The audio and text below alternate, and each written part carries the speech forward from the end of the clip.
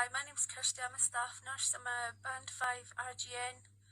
I worked in the NHS. Tonight I done my last shift on the bank. I resigned from my post, my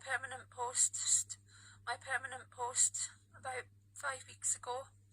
I can no longer be part of the lies and the corruption by the government, not by the NHS. I mean, I've absolutely loved working there and working with amazing teams, amazing nurses, amazing people, but silence is consent as far as I am concerned.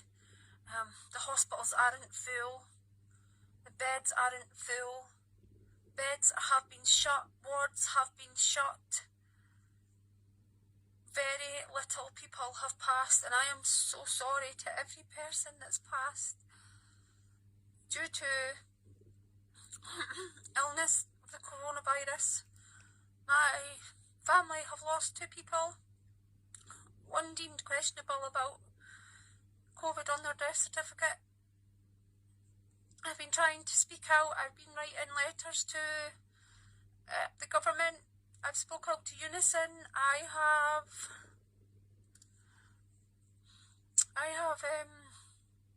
questioned everything that's been going on for a long period of time. Vaccine rollout, vaccine injury, realising that it's an experimental agent that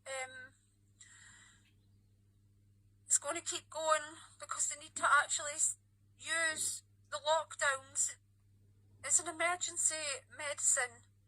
So they have to keep the lockdowns going to make sure that people are getting vaccinated.